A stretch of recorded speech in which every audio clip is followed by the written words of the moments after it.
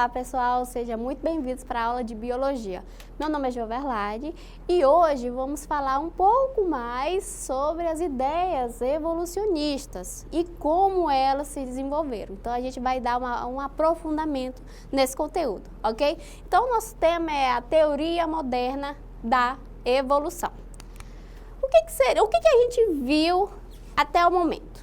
O que a gente viu, pessoal, aqui, os estudos sobre a evolução, ela tem dois grandes principais pensadores, que é Lamarck e Darwin, como vocês estão vendo aí.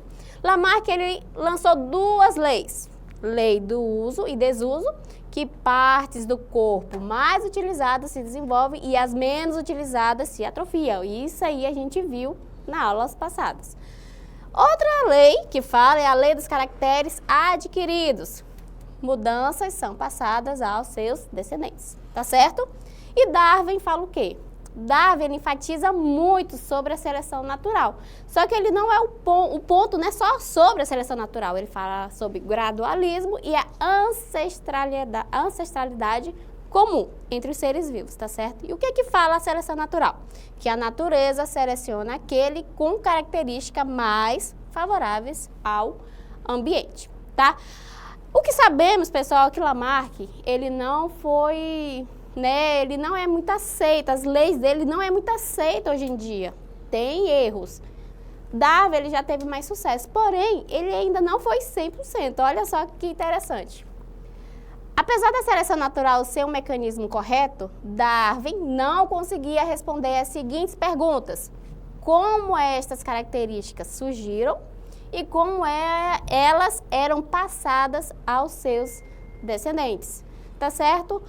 Pessoal, Darwin, a seleção natural sabemos que ela está correta, só que segundo os seus trabalhos, tinha lacunas, ele não conseguia responder. Só que mais à frente, o seu trabalho foi respondido com a ajuda de um cientista, que é Gregor Mendel, com um trabalho sobre genética.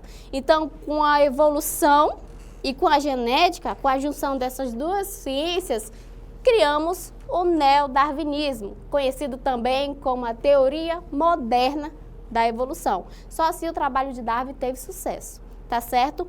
O interessante, pessoal, é que Darwin, ele sabia que existia variações nos seres vivos e que elas eram passadas, porém não sabia como.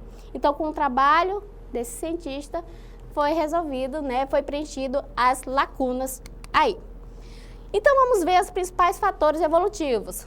Condições ambientais que promovem a variabilidade genética. Os principais fatores evolutivos que promovem alterações nas frequências gênicas das populações. Pessoal, a gente tem três pontos importantes. Vamos falar de mutação, que vai gerar variabilidade genética. Temos recombinação gênica, que também vai gerar variabilidade genética, e a seleção natural ele vai controlar. A gente vai falar aí de cada um desses tópicos, tá certo? Vamos entender aí como é que acontece. Primeiro, vamos falar de mutação. O que seria a mutação? Conceito: alterações no material genético de qualquer origem. Pessoal, em outras palavras, mutação seria uma alteração no DNA do indivíduo. A mutação ela é responsável por inserir genes diferentes, novos genes em uma população, tá ok? E acontece que a mutação ela se divide em dois. Temos a gênica, que ocorre em um nucleotídeo específico ou em sequências curtas de DNA. Em outras palavras, pessoal, a gênica ela é uma mutação curta. Ela só vai alterar a base do DNA, que é diferente da cromossômica, que são mutações que alteram grandes sequências de DNA, de modo que reflita até na estrutura do cromossomos. Em outras palavras, pessoal, o cromossomo ele vai acontecer em uma grande escala. Inclusive, é nesse tipo de mutação que tem uma maior probabilidade de correr prejuízos aos seres vivos, tá certo? Então, tem essa diferença. Gênica é uma mutação curta e a cromossômica já é em grande escala, tá certo? Mas a mutação, ela é boa ou é ruim, pessoal? Depende. Por quê? Vamos lá. Um organismo que está no ambiente com a mutação que ela não é favorável àquele ambiente. Mas com o tempo, o ambiente em si, ele vai mudando. fazendo com que aquela mutação que antes era ruim, ela seja vantajosa no novo ambiente. Então, depende muito. A mutação, se ela é boa, ela é ruim, você vai responder o quê? Depende, tá certo?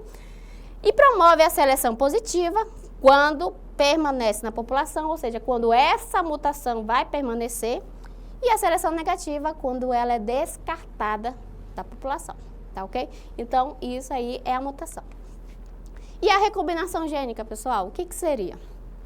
Ele refere-se a uma mistura de genes provenientes de indivíduos diferentes que ocorre na reprodução sexuada. Até onde sabemos, pessoal, reprodução sexuada, ele precisa de 2 gametas, do pai e da mãe, certo? Então, o que seria a recombinação? É a junção desse gameta, é a metade do pai e a metade da mãe. Então, quando eu junto essas 2 metades, eu vou formar uma mistura.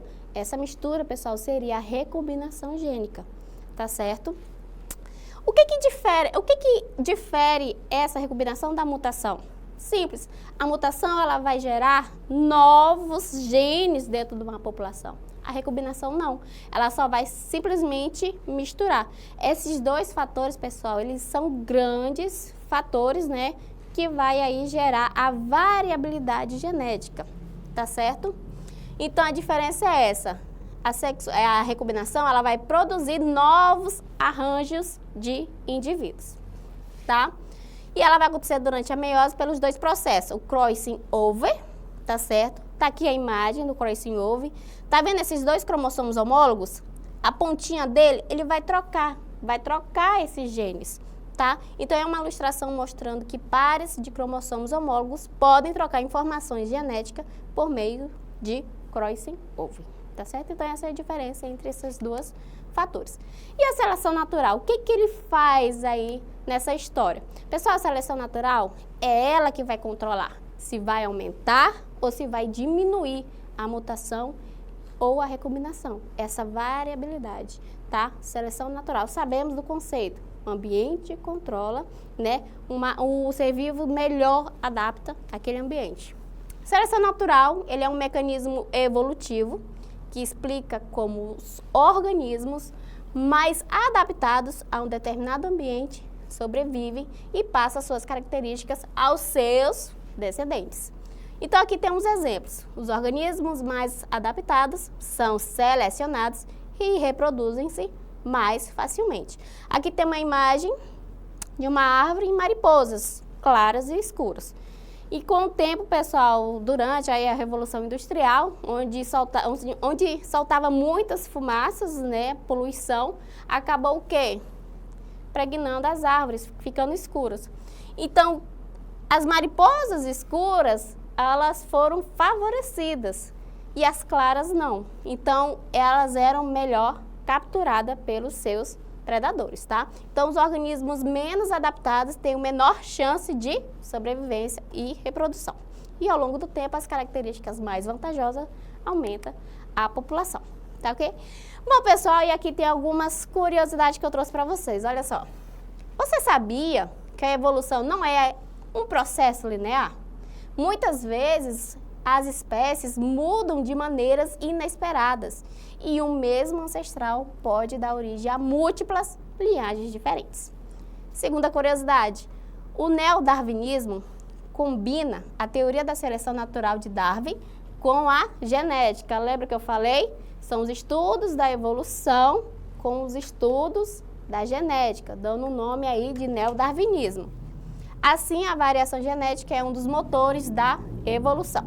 E terceira e última, algumas espécies, como as borboletas pavão, mudam de cor dependendo da temperatura do ambiente. E isso é um exemplo prático de adaptação que a evolução pode promover.